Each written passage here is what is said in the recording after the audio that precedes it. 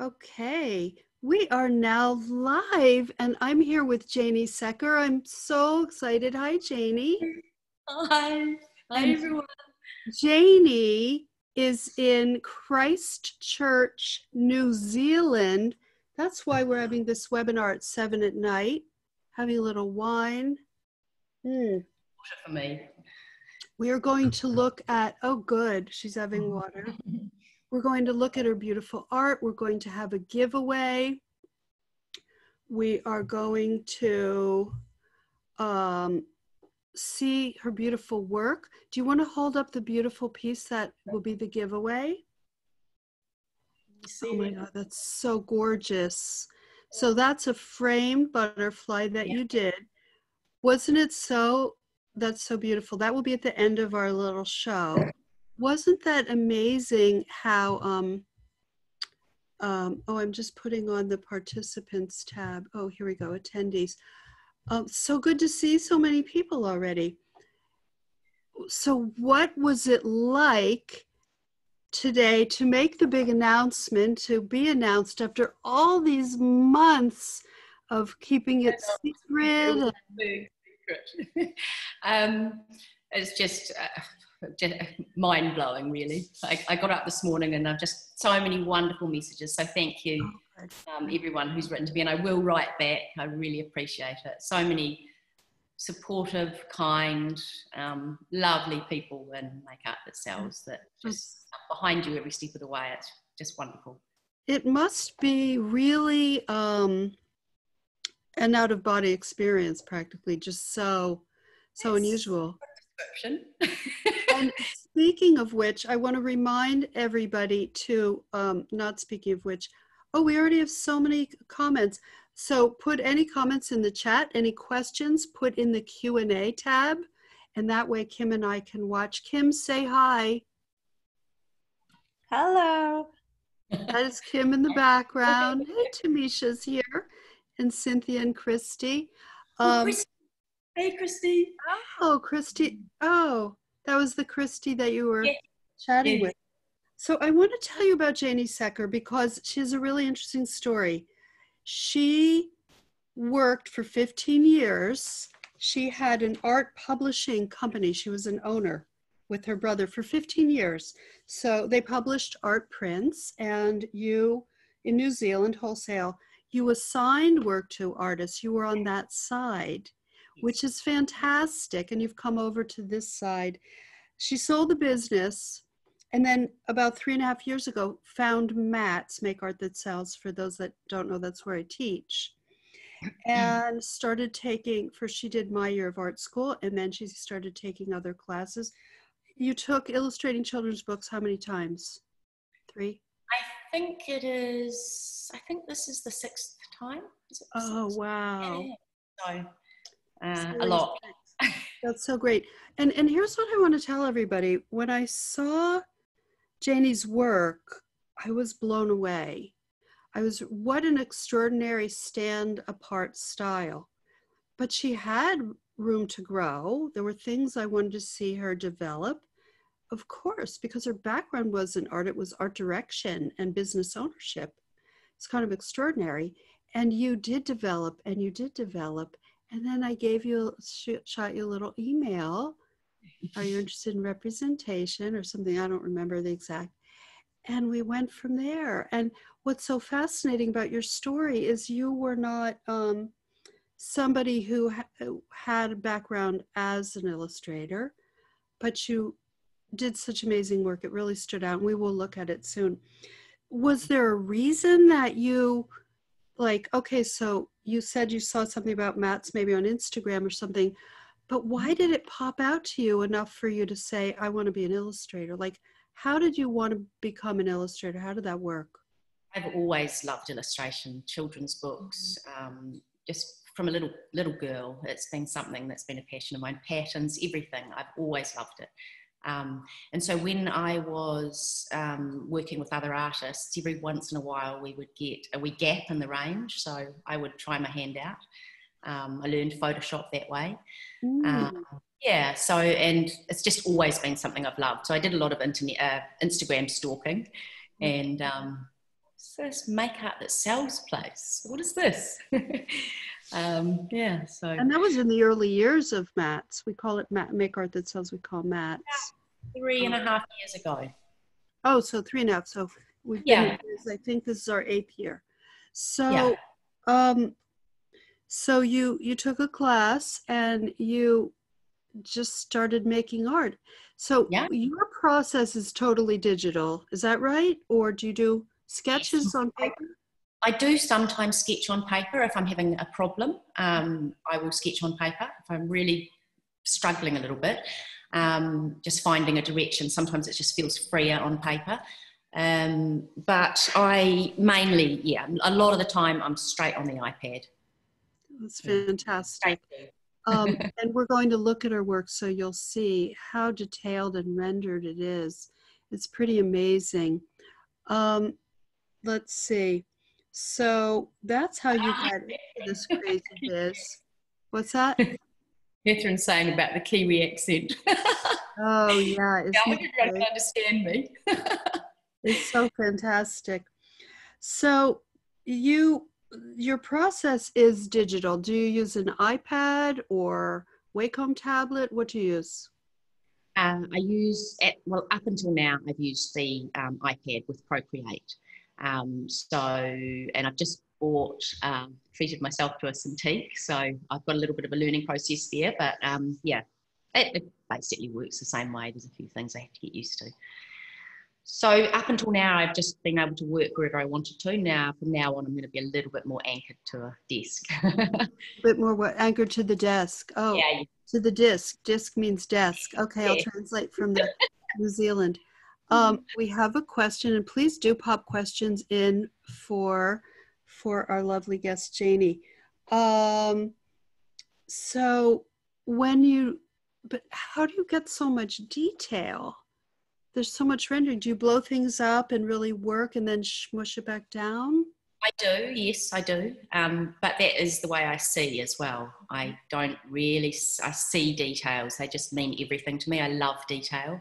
And I really find it hard not to put it in. So were you scared to become an illustrator? Like, was it nervous or exciting or both? How did you get the confidence to go for it? Initially excited, and as time went on, I think I felt a little bit vulnerable about my style because I just felt like it was a little bit odd. So it did take me quite some time to wrap my head around that. But so both. I think there's always both, though. You know? Right. Is there any? Sometimes fear is a little bit of fear can be a good thing because it can push you, and as long as it doesn't, inhibit you. And how do you, so for me, the only thing that doesn't give me fear, for example, something that doesn't give me fear is crocheting. Crocheting flowers doesn't give me fear. Like I say to people, doing the dishes, I'm not afraid. I can do it, but I'm just doing dishes, okay? When you make a piece of art, when you're speaking in front of a live camera, these are things that can make you more anxious, but it's because they're exciting, they're challenging, you're jumping off a cliff. So how do you deal with that fear? What can you tell fellow artists about how what do you do? Just do it. What do you do? I think it's balance. I think having a little bit of that in your system is an okay thing. I just think it's really important not to let it get out of balance and just pull yourself back. Go and do something else. Go for a walk. Sometimes I have to stay away from social media just for a while, just to, not let it get in my head. Just pulling back, doing something else. There's that thing, feel the fear and do it anyway. And so a little bit is okay. And when you say you have to stay away from social media sometimes, I'm sure I feel it too sometimes. Can you articulate what it is you think that people feel or you feel that you have to separate from? For me, it's, I'm an introvert. I'm very shy and I never quite feel like I am expressing my own voice. I always feel like I'm a little bit inhibited. So that's just something that it's, you know, I think the very first post I did on Instagram was when I started Make Art That Sells. I've never been a poster. I've never, you know, really joined in with that kind of thing. I've always been a very shy person. But yeah, it pushed me, and it's been amazing for me. It's really been a positive thing. But I'm not going to say I found it easy, and sometimes I still don't find it easy. Right. But I think just do it. I really advise people to just do it. Just try it. Just share what you have, and it's amazing how positive, how kind, how supportive, encouraging people are around you. Illustrators are just lovely people. Yes, they are. They really and they're are. happy for you as well. That's wonderful. I mean, I've just had so many lovely messages today from people that are happy for me. That's good. That's good. Yeah, it's a kind group of introverts, illustrators are. I'm going to pop up the poll. Go ahead and fill it out if you like. It's always fun to see who's here and a little bit about you. I want to say too that this is the last day to sign up for my course, Illustrating Children's Books. Tonight is the last night, and it's day 4 of 5 weeks. So if you're interested, do get in there, and we'll look at some of the work that Janie did for class. And I have huge news, which we just told Janie. We actually sent her the email earlier today, but what time is it in New Zealand? Well, it's 11 o'clock in the morning now, but yeah, there's been a lot of messages that have come in today. So. Yeah, she had a lot to read. So we just told her that she got her first job. This is day 1 with the nice company. We can't discuss it, but because it's not out, obviously. And day 1, like, that's unprecedented. It's amazing, but the work is so strong. Yeah, whoop, whoop, oh, yay. They're saying, yeah, it's great. You know, and that should give everyone hope too. Like, there is work. The economy is not great. We know that, but there still is work, and this will be over. And you want to be well-positioned, artists, to get more, to, you know, have your portfolio great and get work. So art directors, we would love you to take a look at her little portfolio here. So I'm going to share the screen, and we are going to see her gorgeous work, but you can still see our little faces, nice and little tiny. So, I mean, look at this. Like, what can I say? It's incredible. And she does this on Procreate, right? Yes. Procreate, okay. And Leah Quinn has a question. Hi, Janie, when you work predominantly in Procreate, while you work predominantly in Procreate, but do you finish your work in Photoshop? I do. Procreate, it comes out too dark, and I was actually getting from you too, Lilla, you made a couple of comments that my work needed lightening up. And I found that when I got it onto my Mac and looked on in Photoshop, that Procreate, sometimes the colours don't really translate. They look brighter in Procreate. So I always go over to Photoshop now and finish off there with levels. Levels are the main thing I use it for. Yeah, she's saying levels. By the way, we asked her about that background, both Kim and I. We're like, is that like a virtual background you popped in? No, that is her, where she really is, that is her house. And you say, I just want to say this, she lives with her husband and 2 indulged sausage dogs alongside a harbor in the flooded crater of an extinct volcano. No, this is not a sci-fi intro. This is the true life of Janie Secker. It's really extraordinary. Wow, so great. So I'm looking at this piece. I see beautiful symmetry. I see very, very soft rendering and shading. I see great research and imagination of maybe made up flora and insects. Is that true? Is it made up, or is it based on what is it? What are they?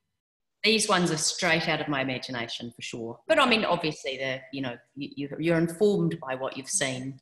You know, I can see flowers in there that have informed me, but no reference gathering for that one. And we worked together. We worked together on the text. Well, you worked on it, and I had a few comments. And I really love what you did, how you have the Lilla's WebinArt in this beautiful serify kind of traditional font, and then the special guest is sort of a retro script, the white Janie Secker. It's really beautiful. It's very calming. It's very even and peaceful. I find it very satisfying to look at. So I did get the pens out to do that. I think I got the pens out. Okay. so pins is pens. Okay. Oh. I is E. Yeah. Okay. That's the one. That's okay. When I go to England, it's the same story. I'm like, what is that now? Okay, let's look at this page. Tell us what we're looking at here. This is Herman and Dieter, my little sausage dogs, and my constant companions. I don't have children. I do have furry children. Yeah, they're my little babies, everything. Mm-hmm. And yeah, my like I say, I don't generally sit down very much at my Mac at the moment, but when I do, it's nice to be surrounded by things that inspire you and calm you, or yeah. So beautiful. So this is your workspace. This looks photoshopped. Like it looks like you took the studio photo. It looks like you took things and photoshopped them on the picture, but this is your life, right? This is real. Those are my little paper mache busts. I went through a stage where I was obsessed with making those for some reason. I made those. I love those. They're very Jonathan Adler-ish. And I love what's on your screen. And we're going to look at the bees in a moment. Mm-hmm. Okay, so let's see. Okay, this is gorgeous. Tell us about this. So when I was thinking about what to do for the webinar banner, I was just having a look. I had an idea in my head, and this is what I love about illustration, is that you can start with a seed and just where it goes to. So I was looking at, I think it was something to do with vintage hands, and up on Pinterest pops an old gramophone, you know how the more like this comes underneath. So I thought, oh, look at that. The top part of it looks like a beautiful flower. And then that's how it, you know, it's that organic process of planting a seed and just seeing what it grows into. I love that. Suzanne M says, Janie, your fur babies are so adorable. You should write a story about them. Do you have any interest? I've thought about that. What's that? I've thought about writing a story about them. They deserve one. We should talk about that. Zoe Tucker, my co-teacher, was just saying, and I agree too, that if you can write and illustrate, it's like the winning ticket. And the world that you would create. Hey, Riley, I'm glad you're here, Riley Wilkinson. So beautifully rendered, he writes, and what a great concept, flowers as music. Burpee Seed Company should hunt you down. Wow, yeah, that's true. Kim, we should pitch her to seed companies. Oh. Would that be great? Yeah, brilliant idea. Yeah. So let's see, let's look at the next one. Are you all salivating? Take a look at this, people.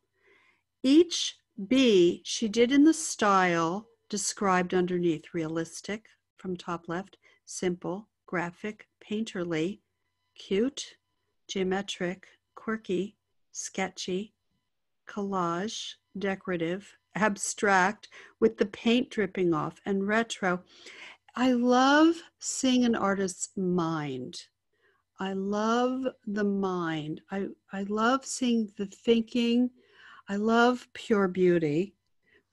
And really every piece of art has mind behind it, has decisions and thoughtfulness. It's true. But when you see something like this, it's really interesting to see. And what a great way for you to explore 12 different styles. That's great. Did you have a favorite one on here? What was your favorite one?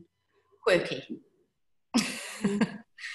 But yeah, I really recommend this as an exercise for illustrators to try if they're feeling a little bit stuck and it's not about finding a style. I think if you try putting on different hats, it just opens your mind to thinking about something in a different way.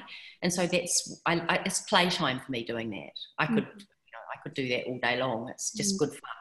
But what the interesting thing that comes about is that at the end of it, I think somebody on Instagram, when I posted it, said they still all look like you.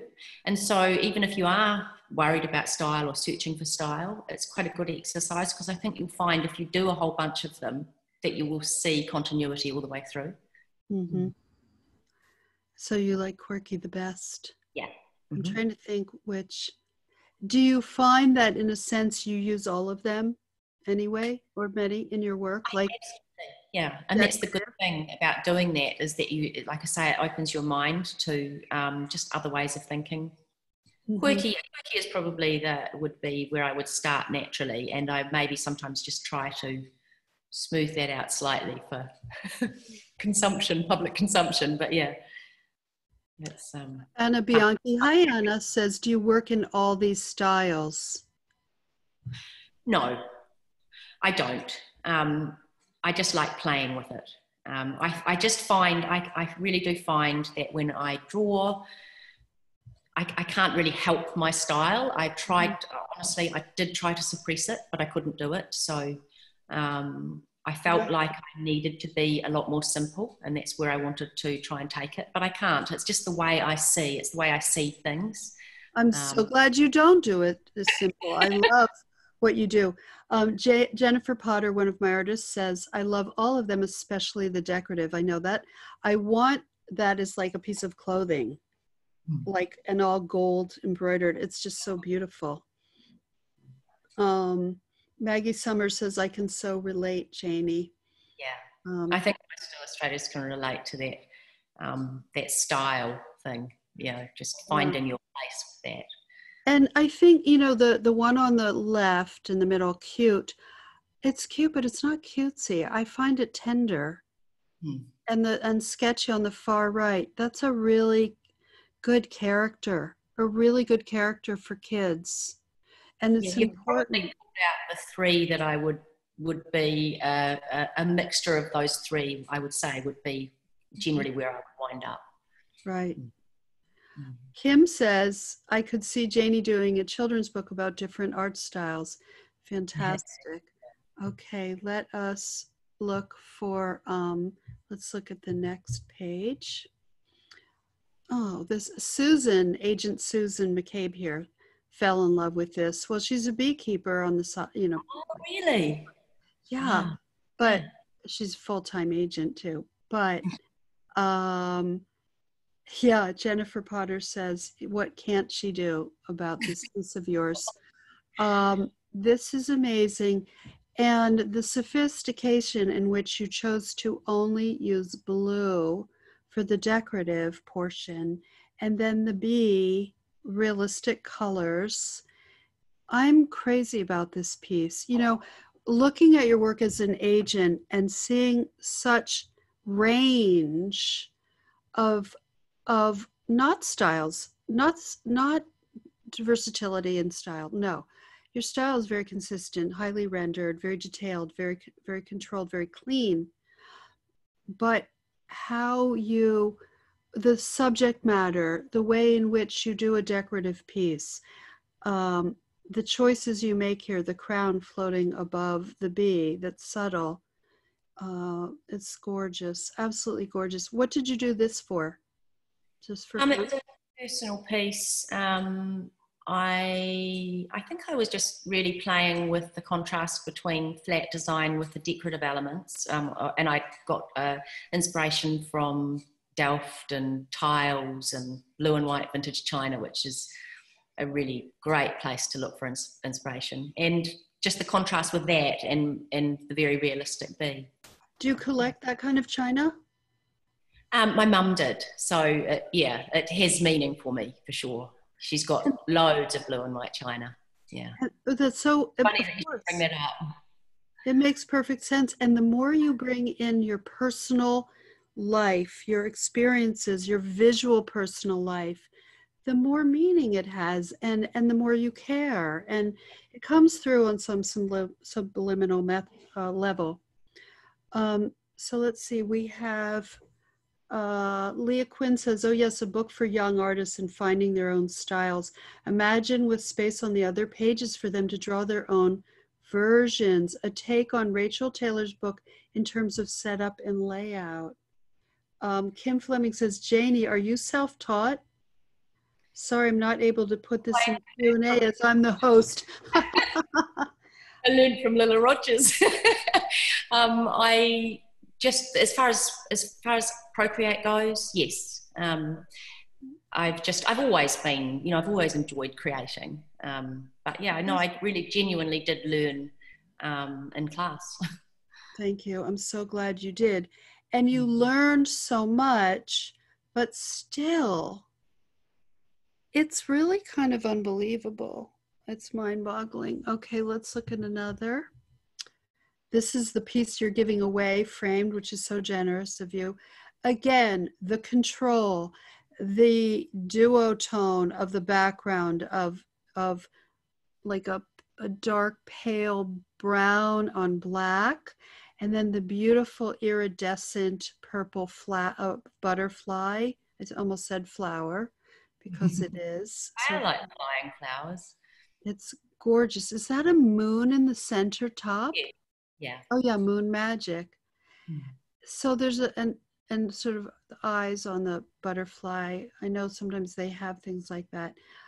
Courtney McClure says, holy moly, it's so magical. It's so true.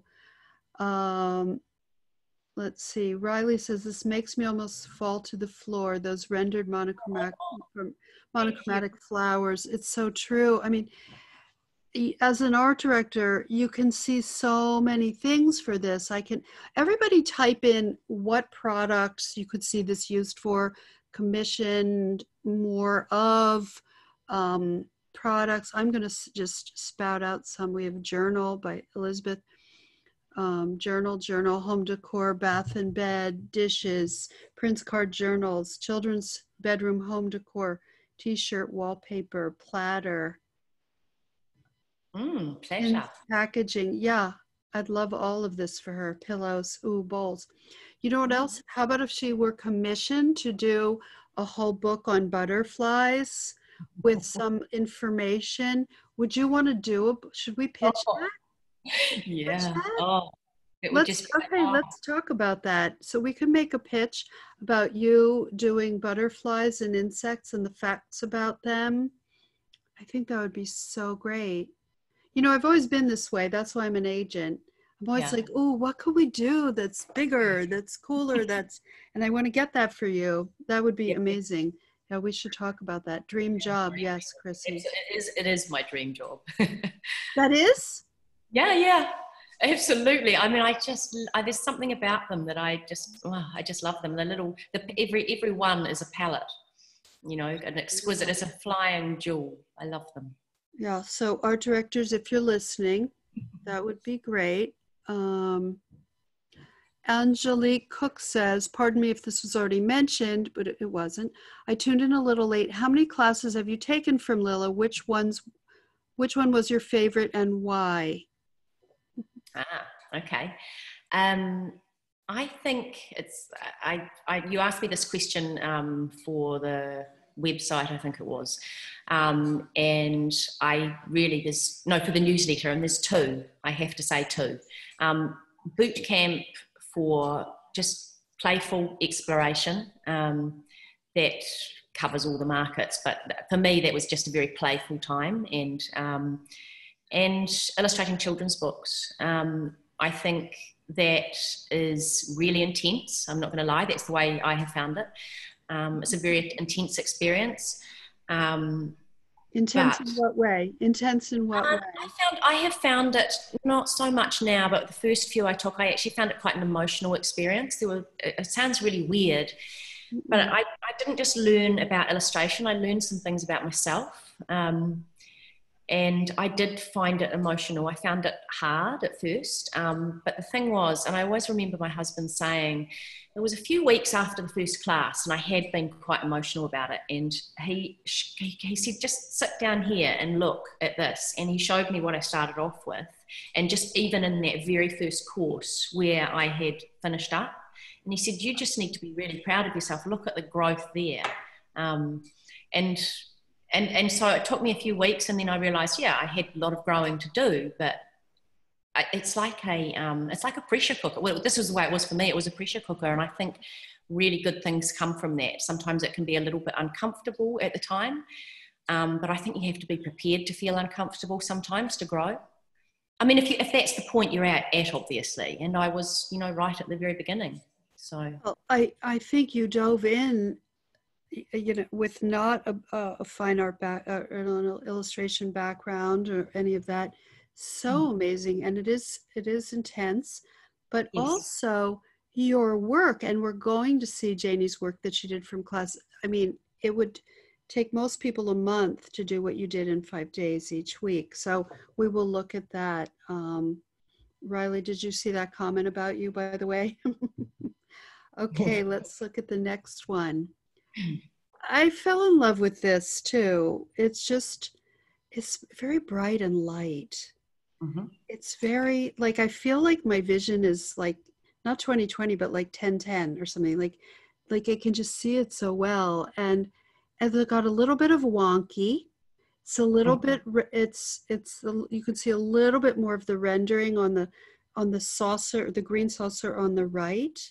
You see the strokes or the lines, but then she's got these highly rendered flowers and raspberries, of course the bee, but the lettering is wonderful too, the serif lettering, and in particular that teacup on the upper left with the black motif and white is really beautiful. Oh, Autumn Hathaway. Hi, Autumn. We met at Kickstand a while back. She asks, how long did Moon Magic take to make? Let's go back. That one, I think it was about a day. That one was quite fast. Oh, wait, where was Moon Magic? Oh, the butterfly. Yeah, that was about a day. Yeah. What is a day? 8 hours? Well, yeah, that's a good point. A day for me with drawing can be 12 hours. I can't honestly remember how long it took. That kind of thing doesn't take me so long because it's very, it doesn't have layers or depth to it. It's a surface illustration, if you like. So that is faster for me than perhaps a children's book illustration. Yeah. Anna Bianchi. Hi, Anna. Do you create your own brushes in Procreate, or do you have a favorite set you use? I do. So I use 6B pencil a lot. I don't make brushes. I don't make my own. I'm brush obsessive. If there's new brushes that come out, I will buy them. But there are a couple that I use. There's a handful of brushes I use, but I use 6B pencil, and I use the Bardo gouache dry brush all the time. That's my magic brush. So fantastic. We're going to talk about color in a bit too. Oops. Let's look at the next one. Was this for creating collections in home decor? It was, yes. It was Tropical Luxe. Oh my God. This is, I mean, the cup on the right is so unbelievably gorgeous. I would like, Kim, we should talk about, I'm sure we'll pitch this to fabric companies, and maybe we already have. We did pitch Janie a little bit to some clients before we went live, just a few days before, I think. So this would be incredible. How do you, say Stacy Lynn, you read my mind. You select a color palette before you start every project. That was the color palette actually. Before I start, sometimes I will select it once I've sketched, actually. Sometimes right at the beginning, but it can change. But this was actually the palette with the trend board, I'm pretty sure, because it probably isn't colours that I would normally have gone to. So I think it was from the trend board. And if you look at the cup on the right, the yellow seems to be so vivid more than usual. And it's because it renders to black. It renders darker. So it goes, yes, it is a lemon yellow, chartreuse, and hot pink. That's my living room. Exactly. That is true, Jennifer. But because she renders the yellow to black, it gives a pop in a really rich way. Brenda Harris says, your color palettes are striking, but also so well balanced throughout. And she doesn't use every color everywhere. And I always say on your home decor pitch, don't repeat the same things. Not only does she not repeat like that beautiful, beautiful peacock a billion times, it's once. And not only does she not repeat it, but then she goes and does a decorative plate on top that's that viridian with light viridian green. That's it. Very controlled, very different, very symmetrical, very ornamental. It's just cool. It's great. I love talking about art. It's so fun. Stephanie Morgan Rogers, thank you for the last name. Thank you for incarnating to have that name. No, okay. What is your favorite how to Procreate tutorial? Like, I don't think I did many Procreate tutorials. It felt very intuitive to me after Photoshop. So I'm sorry, I can't remember anything specific. I think that's I did totally maybe fine. a Will Terry one. I think that might have been one that I did, but for most of it was just me feeling it out and Googling what I needed to know specifically as I needed to know it. So fantastic. I feel like I could leave these up for a really long time, but we're going to go to the next one.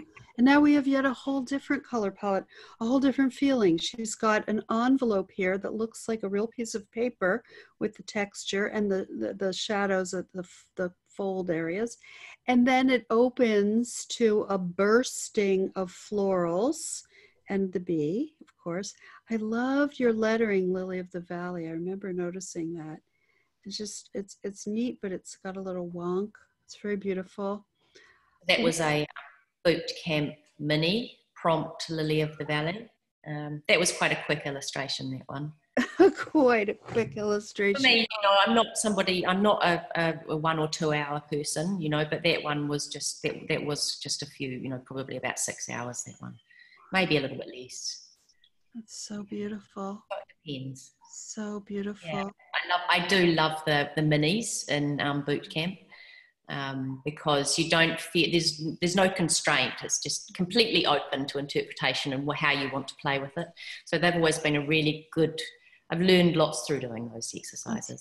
And you always made my eyes pop out of my head in classes.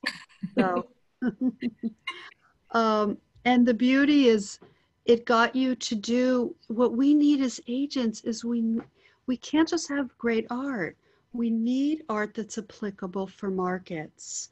We need art that we can pitch to different manufacturers, different publishers, different types of art buyers, ad agencies that they can use, so we can make money for the artists, make money for the agency, and make everybody happy, and bring gorgeous art to our clients that we love, and see beautiful products out in the world. So it's a complicated equation, but here, so type in what this could be used for, people. Type in what this could be used for. I mean, certainly stationery and a journal cover. Am I right? Yeah. Yep. Oh, Anna says journal stationery. Greeting cards for sure. Yeah, absolutely, Courtney. Wall art, stationery greeting cards, gardening book for kids, entire cottage decor line, seed packaging, expensive journal. Yeah. Home decor for my front door in metal. Absolutely. Gardening book gifts for gardeners. Candle packaging. Ooh. How about like, I don't know, like I'm seeing like this kit where all these things are stickers and embossed stickers and Lily of the Valley, like rubber stamp letters and different papers. Yeah, scrapbooking. That's what I'm getting at, isn't it, Bloombauer? Yeah, like a whole sort of craft kit. Oh, let's vibe that, Janie. A craft kit where you get all these pieces to embellish your journal. Wouldn't that be nice? Fabulous. Ann Williams needs to hire you. Who's that, Riley? Wouldn't that be nice? Okay, let's look at the next one. Buttons, buttons, buttons, buttons. Let me just move that. Oh, you're seeing the whole thing, right? Yeah. This is, I mean, That was another boot camp mini for sewing. And that, you know, you mentioned earlier about if something has meaning for you. And I always try to find somewhere meaning for me because it does make creating the piece so much more enjoyable. And yeah, sewing was very nostalgic for me, and my mum's button drawer and her making all our clothes. And that one makes me smile because we're talking about Procreate brushes.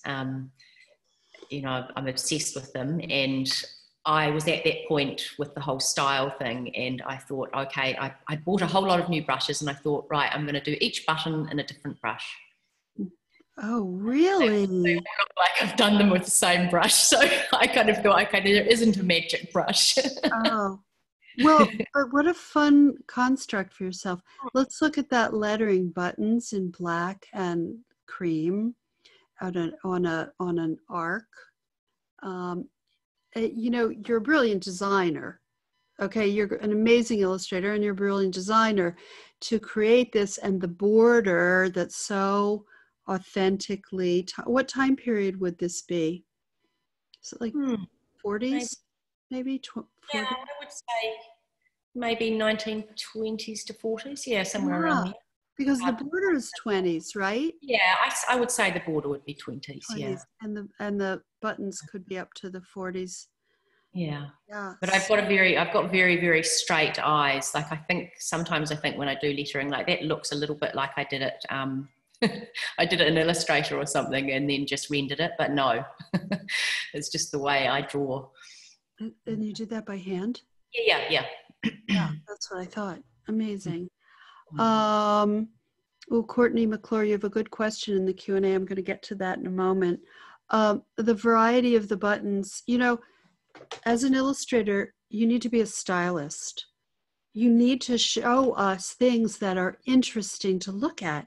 You can't just show your awesome technique. You can't just show, look how well I draw. No one cares. Maybe they do care. I don't know. Sounds more dramatic to say, no one cares. But I guess people care about you know, someone's great drawing. But you have to have great drawing and what you choose to illustrate, what you choose to depict. And what you're doing is showing us the variety. I still haven't seen every button really. Like I just noticed the one on the bottom left. Isn't that amazing? Like, yeah. And the one on the top right, I'm now really getting into more. You know, of course, the first one, you see the face, and then at the bottom, the pink and gold, the blue and diamondy one. Riley says that Riley, who's a creative director joining us, says this makes a consumer want more. It's so true. Great point. Your design skills showcase this work so perfectly. It's ready for manufacturing. That's true. This is so great. Okay, let's look at Courtney McClure's question. Can you tell us more about your moments of doubt and coming through them? You're so incredible. It's amazing that you ever felt the way I do now. Heart. Well, I can absolutely assure you I did. And I think it's okay to have, like I say, it's that balance. I've definitely had some big moments of doubt. And fighting your way through that, I think it's good. I have a negative voice in my head, and it's a man, and he is quite loud, and I do have to suppress that. I'm okay with it though. I'm okay with I think he made me want to be better, and so I'm prepared to listen to him to a certain extent. So it's Yeah. a critical voice, or Yes, okay. But critical, realistic. Realistic. you've anthropomorphized it. Yeah. I used to tell mine, why are you like this? Please go away. Why? You don't need to do this. You're not helpful. Yeah, and sometimes just a little. I mean, I think you do need to be realistic as well, and sometimes the things that make you want to get better and grow, you have to give them a little bit of voice. You just don't want them to take over. But I think, yeah, I mean, I think you do have to try and find that part of yourself that wants to do this and listen to that the most. And also, I have to say, just having, I've got some really wonderful friends, both, in my personal life and through, I've got a wonderful friend, Christy de Castro, and she's purely from Make Art That Sells. And she's, a wonderful support. She keeps me on the straight and narrow. So all of those things, really. Yeah, I don't know if that answered it. You journal, meditate, take walks. I walk with the dogs. Walking is that's meditative to me. So that would be my meditation. Yeah. That's fantastic. Okay. This you did. Oh, this isn't the one that has where you put the puzzle piece on it, and this she did for boot camp when I had everybody do paisleys. They drew lots of paisleys, and then I had them turn it into a paisley puzzle pitch. Leah Quinn writes, Riley, Lilla, this would make for an awesome digital color forms game toy instead of the former vinyl. It's a digital screen. Think of it as digital paper dolls. I'm sure that was for a previous image. That's cool. I mean, this is just amazing. And yet again, you're broadening your portfolio. This gives me more things I can pitch to. I can pitch this to a puzzle company. But what else? To a home decor company. Plates, obviously, it's round. But just, and fabric, an incredible fabric collection. Apparel, yes, I want to have a dress made out of this. It could be the interior pages of a book, the end papers of a book. It could be a journal, so many things. So, when I look at your work, that's how I decide how to take on an artist. Am I seeing a lot of possibilities? Jennifer M. Potter says, I want a Janie Secker fabric line. Yeah, me too. Okay, now tell us about this, because this is really different. This is an early. So, this represents a lot of firsts for me. It's my first Instagram post since deleted. My first Procreate, the first illustration I did in Procreate, and it is the first piece of work that I ever submitted to MATS, and it was for a competition for the, I was already in the year of art, but you had a competition, Sugar Plum Fairy. So, yeah, and I just look at it and I think about you saying about neutrals. Where's the neutrals? I sort of went for every pastel colour I could jam in there. Right. So this was a very early piece. I love that you're showing this, because it shows progress. It shows where you started and where you went. And this in and of itself is an incredibly strong piece. Let's look at this. Okay, so now we're talking about what you did for the children's book class. I'm just going to make sure this image is on the screen. I'm going to shrink it up a little bit. There. Okay. I can see the whole thing. In illustrating children's books, one of the things that Zoe and I teach, what she needs to see as an art director and what I need to see as an agent, is we need to see a great character, number one. And then number two, with different expressions, because children don't always understand the words. 2 to 5 year olds, especially, 1 and 2, 3 year olds, don't always understand the language, the words, but they read faces. They read the face of the mama first thing, or the daddy, or both mamas or both daddies, but they read the face and they understand eyes. They understand emotion on a primal level. So we need to see that. And that's what art directors want who publish children's books. And here she does it so well. Zoe always says, my co-teacher, don't write the name of the emotion under it. We need to be able to look at it and see it or feel it.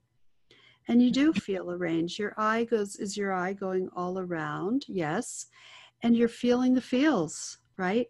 And the girl in the middle, I mean, everything is there. The sadness, of course. Even the flower has a bit of a droop. The tears, the downturned mouth, and the hair, like you had a ball with that hair, am I right? Yeah. You're right.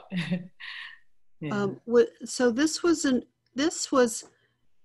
my fourth class, and I do remember I put this one in because I really particularly remember that this was the first time I felt like I could take a character and turn it around, and it was a little bit of an aha moment, because it's not easy to do that, and it still can be difficult, but you know, it just, okay, I think I see her in my mind, like I can revolve her in my head. So that was exciting. just amazing. And look at the face on the bottom right with the laughter. It's not easy to do laughter. I don't know that I've ever seen laughter like that. That's so incredible. So this was an earlier children's book piece that you did for class. Why is it not turning the page? Let's see. It's not turning the page. So bear with me. It's like it's gone to the end. But this isn't the end. No. Maybe I need to get the whole thing. I shouldn't have touched anything. Ah, yay. That's okay. We're not at the end, right? No. Nope. Oh, here, I'm moving that out of the way. Okay. I went nuts when I saw this, and I said, I need to take her on. That's it. You know, and here's the thing. There are a lot of artists in class I want to take on, and I hope you're hearing me, because there are a lot of you that we are looking at, and Agent Susan McCabe and Kim Fleming are looking in the Illustrating Children's Book class, and I'm like, you have to get in there and look around. It's like ridiculous. But we can't take on everybody, and I'm happy but super jealous when artists go with other art agents, and usually they've pitched to us and we just don't have the bandwidth, and so they naturally go to someone else, and we're happy for that. But there's sometimes when you're just like, I have to, that's it, we have to find the time to take this artist, and this was that piece, this and the other ones in the series, and it's like, okay, you broke me down, Janie, you broke me down, that's it, you win, I give up, you win, we'll take you. So let me talk about this. I want to talk about it. The translucency of the glass. You clearly understand that it's glass. You feel the hardness, let's get out you get that feel, you can almost hear it. You see it, the translucency, how the fish behind it on the upper left is affected by the light of the bottle. The anchor on the top, a nice telling detail. We understand it's underwater. We see the anemones and the seaweed stuff and the octopus thingamajig on the upper right. But then, of course, the number one thing that pops right away, the control that Janie has to get our eyes to go to the main character, the title character of this story that Zoe Tucker wrote, The Lucky Pearl, is the pearl. We see the pearl. And what is the hat or hair or embellishment but this sort of starfish, green starfish, just a wonderful touch. But the control to mute everything, and medium value, medium gray of everything outside. The pink pearl with the iridescent quality on the pearl. Excuse me, that's amazing. And the eyes, a tenderness, a gentleness that a little child needs to see. They want that. They love that. They feel that. Little children are very tender and delicate creatures. They've only been on this planet a very short time. I remember when my kids were little, I'd be like, wow, you've only been on planet Earth 6 months or a year. It's like, what do you think so far? Yeah. So anyway, it's, and you have that tenderness, and then the sand and the how the stone under the pearl is etched with the lettering, the lucky pearl, the script of the word the. Just fantastic, and the colors are beautiful. Did I rave enough? This piece is very special to me because thank you very much, but because it is really, I mean, you know, some illustrations you can go back and look at, but I actually remember what I was thinking when I was doing it. And which was what? I think I drew 10, 15 pearls, which of course you'll do anyway, but I was doing them in all different styles because I just didn't think what I did was okay. I didn't think it was illustrative enough. And so, but I just felt worn down with trying to be something that I wasn't, and I just went for it. And that was the moment when I thought, no, you just have to just, and I doubled down, and I really just did everything that I was naturally supposed to do as an illustrator. It's just the way I see things, and so that's the way I have to paint. So why did you feel you needed to be something else? Because I felt like, I mean, I even remember Googling illustration once to see the definition, because I felt like I wasn't, I don't know about expressive. I felt like I didn't feel like it was simple enough. I felt odd, I felt different. And it didn't look like anything out there, maybe, right? But yeah, sometimes that can be a little bit strange though, because you don't really know if your style is quite different. I mean, in everyone's style, I'm not saying everybody's style is different. And, you know, you go into the Facebook groups and it's just incredible how all the different minds think and all the different ways they draw it. I felt like I needed to simplify a wee bit, but it turns out I can't. So, so this is the way I draw. And so I just went for it and I had fun with it. I dropped all that other stuff. I said, right, it's just time to stop doing that. Yeah. And I dug into this. I think that's a normal path too for artists. Really, the struggle to find your style is the struggle of finding who you are. It's the challenge of finding yourself and your own voice and your unique. It's a spiritual path. It's a spiritual struggle in that it's really uncovering who we are. It's amazing, and people. Can you imagine what she's going to be like in 5 years? I can't. Okay, let's move along because we have a few more. Tell us about this. What is this? I just really wanted to show what, this is a cleaned up sketch. My initial sketches I don't think would make sense to anybody, but I do have to clean them up because to me they're a little skeleton that I put clothes on, which is the rendering, and it has to be right before I start doing that or I get all sorts of problems. So yeah, and I did have, you know, I'd gone through that process of creating the character and deciding I was just going to go for it, and I had a lot of fun. I mean, I laughed and pulled the faces and amused myself immensely when I was doing this. This is just phenomenal to me. It's amazing. On the top row, on the left, you have the guy leaning back on his arms and legs, or her. Just fantastic. It's really spectacular. So in the class, we talk about poses, putting your main character into poses. Again, I as an agent need to see that because I know that's what art directors at children's book publishers are going to need to see. Okay, let's look at the next one.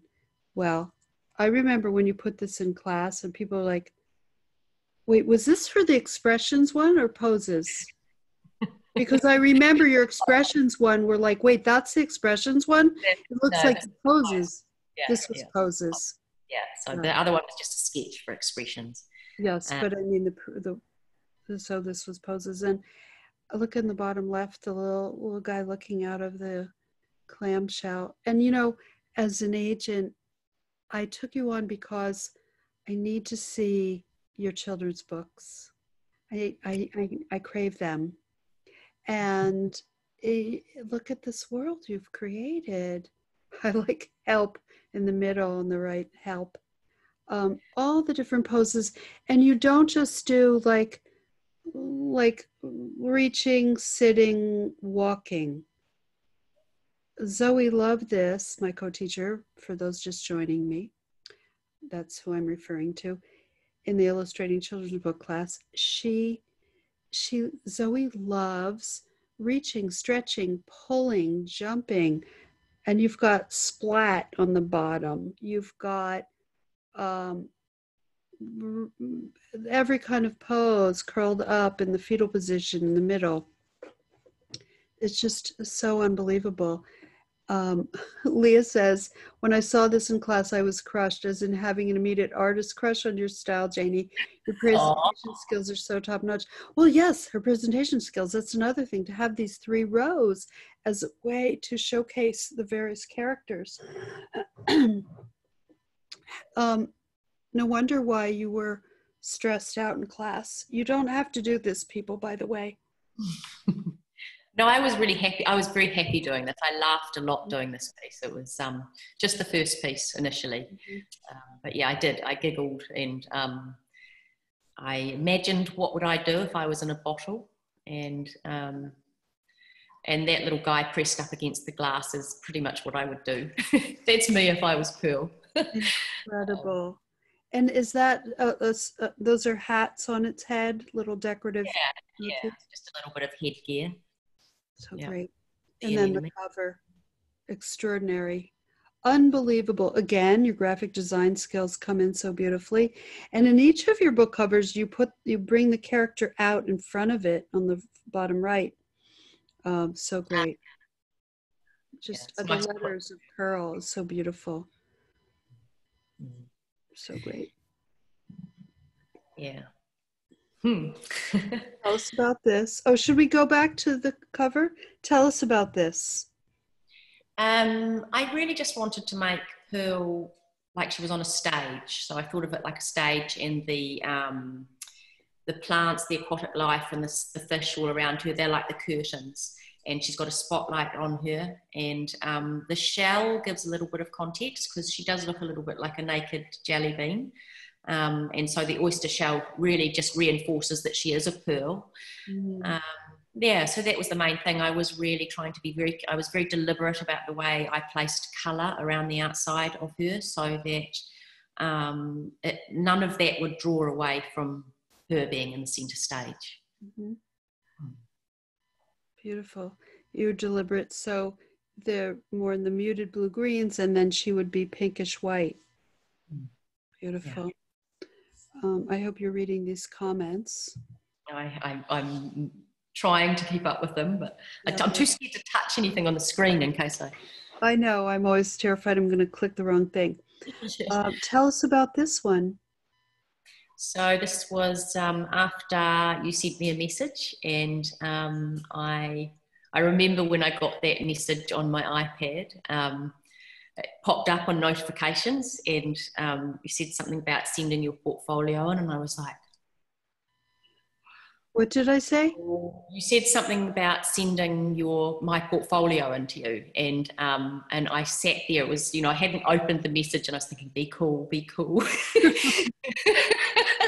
And eventually I managed to restrain myself a little bit and came in, and and I thought, what can I do? What can I do to send in to Lilla?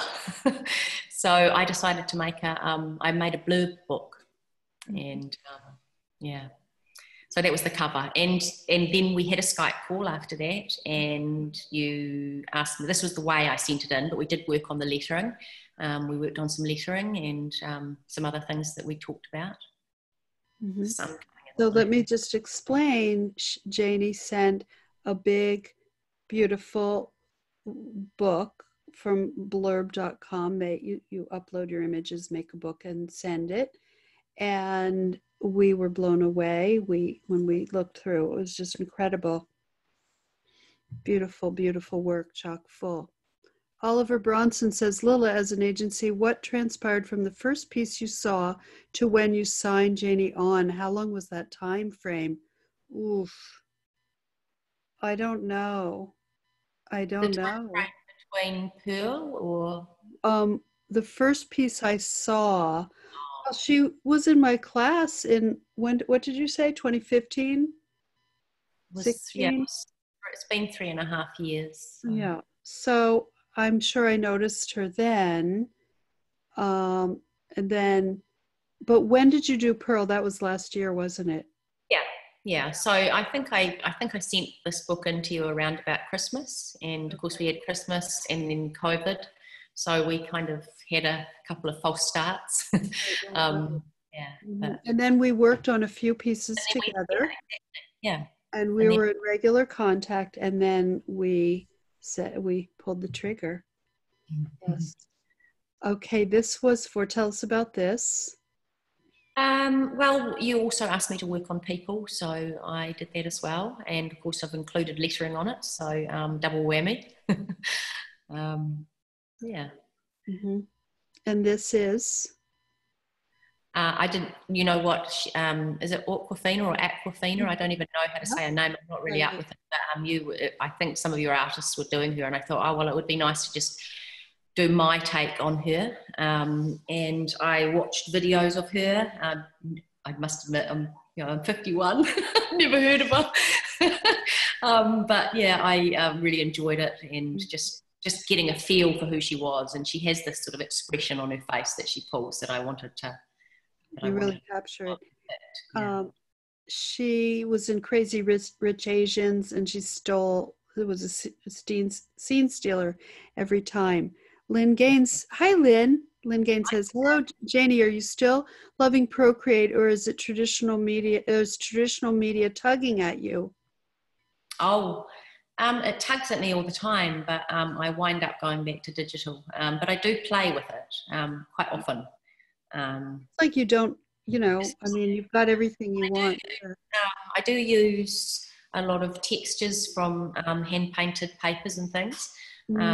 Some in Esty McLeod's classes that I use on top of, well, actually I quite often use, I think I've used one of those papers on this particular one. So I do have some handmade elements in there as well. So beautiful. Let's look at the next one. Again, such control. I mean, these hands are popping off the background.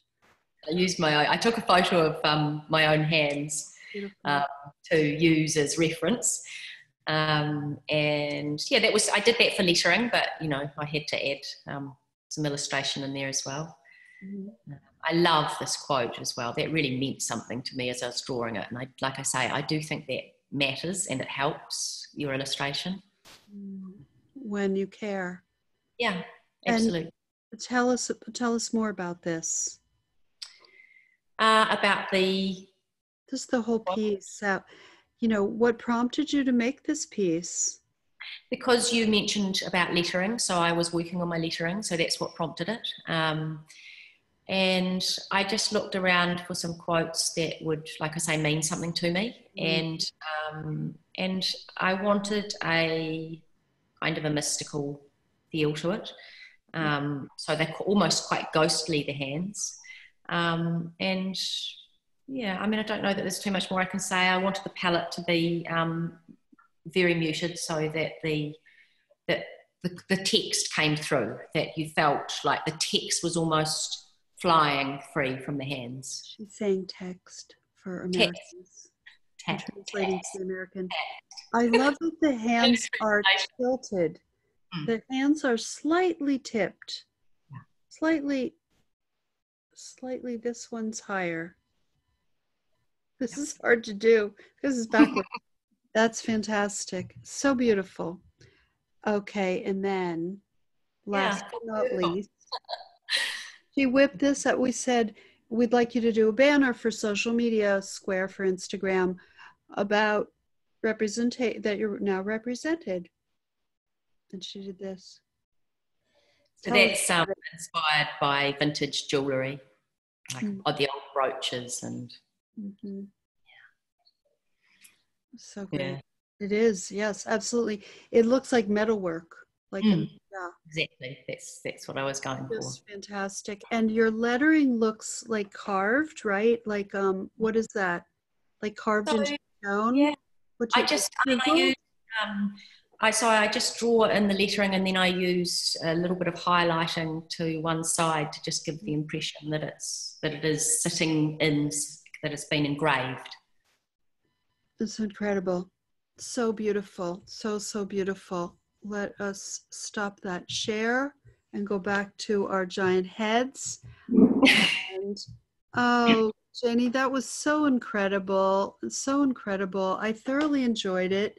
We've gone quite some time because I loved every minute. I wanted to go a while. Thank you so much. We're so thrilled. Look at it's now dark in my studio and the sun is fully up. It's really streaming in. It looks incredible. Thank you so much. And we're so happy to represent you. We're so delighted. Oh, yes. Thank you. Oh my God. I'm like closing. No, we have the giveaway. The giveaway and a reminder that so stay tuned. We have the giveaway. You want to hold that up? This is what you're going to win. Thank you, Janie, for this incredible gift, framed butterfly. I want to win. Too bad I can't win. I want to remind everybody this is the very last day to sign up for Illustrating Children's Books, which is how we found Janie. And it's the last time and the only time we're running it in this year. So do join us. It's day 4 of 5 weeks and you get your texts. You get to pick one of the 4 texts and there's already lots of downloadables and an assignment for you. So, and if you're in ICB, Illustrating Children's Books, write that down, type in ICB. I want to see my peeps. So now we have the giveaway. This is, wow, that was fast. This is how we do it. We're going to say a category that Janie picked, and she also picked the answer. So you can guess as often as you want. You can guess many times, as often, keep going. The responses come in so quickly, we can't even see them all so quickly, but Kim in the background, say hi, Kim. Hi, yes, I'm here. She will look as best she can and find the first one that she can see. It may not be the first one that's typed, but that's how it goes. It is what it is, and you get what you get and you don't get upset, as they said in preschool. So do understand that you might, even if you guessed it, it's who Kim sees. Okay, the category is a breed of dog. Type in a breed of dog. A breed of dog. A breed of dog. That's the harder one. And I will tell you, it's 2 words. Almost. Got to be both words. 2 words. This is good. It's going slower. Oh, I saw it. Okay, stop everyone. Okay, Marta, who guessed Border Collie, you got it right. So please email me at Kim KIM@LillaRogers.com and we'll organize getting that sent out to you. Thanks, everyone. Oh, that's so wonderful. Oh, she's lucky. She's a lucky lady. That is great. Next webinar is August 13th. Mark your calendars. I'm not doing one next week because I have my creative week where I do all creative content for Make Art That Sells and for the agency.